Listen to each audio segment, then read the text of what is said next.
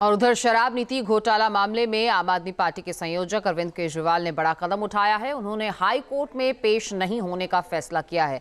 इस पूरे मामले में सियासत लगातार सरगर्म हो रही है।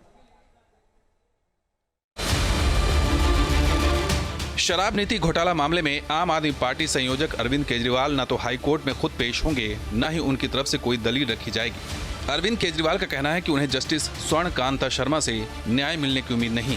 अरविंद केजरीवाल ने जस्टिस स्वर्ण कांता को लेटर भी लिखा है। लेटर में केजरीवाल ने लिखा है कि मैंने अपनी अंतरात्मा की आवाज सुनते हुए महात्मा गांधी के सत्याग्रह का रास्ता अपनाने का फैसला किया है। इसकी वजह है जस्टिस स्वर्ण कांता के दोनों बच्चे केंद्र सरकार के वकील के पैनल का हिस्सा हैं। इसमें साफ तौर पर हितों का टकराव दिखता है। लेटर लिखने के अलावा दिल्ली के पूर्व पीएम और आम आदमी पार्टी के संयोजक की तरफ से वीडियो भी जारी किया गया है। मैं जस्टिस स्वर्ण कांता जी का भी बहुत सम्मान करता हूँ। मुझे उनसे या उनके परिवार से किसी भी प्रकार की कोई व्यक्तिगत आपत्ति नहीं है, लेकिन न्याय का एक बहुत बड़ा सिद्धांत है, justice should not only be done but should also be seen to be done. इसलिए मैंने जस्टिस स्वर्ण कांता शर्मा जी से पूरे सम्मान के साथ अनुरोध किया कि वो इस कन्फ्लिक्ट ऑफ इंटरेस्ट जैसे कारणों की वजह से इस केस से खुद को अलग कर लें। परिषद है उनको। दिल्ली शराब नीति घोटाला मामले में निचली अदालत ने केजरीवाल समेत 24 आरोपियों को बरी कर दिया था। सीबीआई ने इस फैसले के खिलाफ हाईकोर्ट में अपील की है। जस्टिस स्वर्ण कांता शर्मा इस केस की सुनवाई कर रही हैं। केजरीवाल उन पर हितों के टकराव का आरोप लगा रहे हैं। उन्होंने जस्टिस स्वर्ण कांता की कोर्ट में उन्हीं को हटाने की याचिका लगाई थी।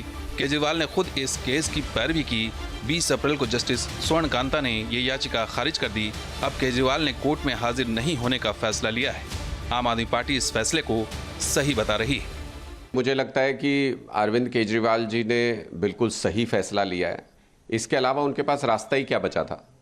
अरविंद केजरीवाल जी खुद कोर्ट में गए रिक्यूजल एप्लीकेशन लेके कि कॉन्फ्लिक्ट ऑफ इंटरेस्ट है। जज साहिबा ने इस बात से इनकार तो नहीं किया, उन्होंने तो खुद माना कि वो आरएसएस के फ्रंटल ऑर्गेनाइजेशन अधिवक्ता परिषद के प्रोग्राम्स में जाती हैं और अरविंद केजरीवाल जी आरएसएस और बीजेपी की आइडियोलॉजी से सबसे मजबूती से लड़ रहे हैं। जस्टिस साहिबा ने इस बात से भी इनकार नहीं किया कि उनके बच्चे केंद्र सरकार के पैनल पे काम करते हैं, जिनको केस सॉलिसिटर जनरल देते हैं, जो अरविंद केजरीवाल जी के खिलाफ केस लड़ रहे हैं कोर्ट के अंदर। ये दोनों बातें होते हुए उस कोर्ट से इंसाफ कैसे मिल सकता है अरविंद केजरीवाल जी को, वो कैसे उम्मीद करें इस बात की। आम आदमी पार्टी इस फैसले को सही बता रही है। वहीं बीजेपी ने अरविंद केजरीवाल की आलोचना की। शराब नीति घोटाले में 156 दिन की हिरासत के बाद अरविंद केजरीवाल को जमानत मिली थी। ट्रायल कोर्ट ने 27 फरवरी को इस मामले में केजरीवाल सहित सभी 23 आरोपियों को राहत दी थी। ट्रायल कोर्ट ने इस मामले में सीबीआई की जांच की कड़ी आलोचना भी की थी। अब बड़ा मुद्दा हाईकोर्ट में सुनवाई का है। सवाल है कि केजरीवाल के फैसले के बाद अब इस मामले में क्या होगा। Team news nation. केजरीवाल साहब उन लोगों में से हैं जो ये कहते हैं कि वकील भी हम हैं, गवाह भी हम हैं और जज भी हम हैं, सब कुछ वही है, तो इस न्याय व्यवस्था की ज़रूरत क्या है। हमेशा न्याय व्यवस्था पे प्रश्न चिन्ह लगाना, संवैधानिक संस्थाओं को गाली देना, यही इनका वर्क कल्चर है और यही इनकी मानसिकता बन गई है। एक कल्प्रिट, एक गुनहगार जो कि शराब घोटाले में लिप्त है, जिसके ऊपर इतनी बड़ी चार्जशीट है, वो व्यक्ति न्याय स्तंभ पर आवाज़ उठा करके कहे कि ये मेरे खिलाफ कुछ निर्णय ले सकते हैं और उसकी उस सोच के साथ में जज बदल दिया जाए, कोर्ट बदल दी जाए। देखिए, मुझे लगता है कि केजरीवाल साहब उन लोगों में से हैं जो ये कहते हैं कि वकील भी हम हैं, गवाह भी हम हैं और जज भी हम हैं, सब कुछ वही है, तो इस न्याय व्यवस्था की ज़रूरत क्या है।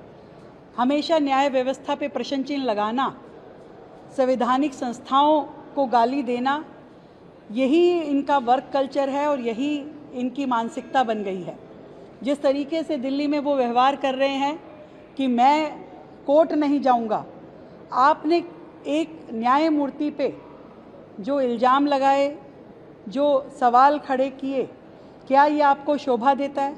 एक कल्प्रिट, एक गुनहगार जो कि शराब घोटाले में लिप्त है, जिसके ऊपर इतनी बड़ी चार्जशीट है, वो व्यक्ति न्याय स्तंभ पर आवाज़ उठा करके कहे कि ये मेरे खिलाफ कुछ निर्णय ले सकते हैं और उसकी उस सोच के साथ में जज बदल दिया जाए, कोर्ट बदल दी जाए और वो अपने आप को कभी गांधी कहते हैं और कभी भगत सिंह कहते हैं।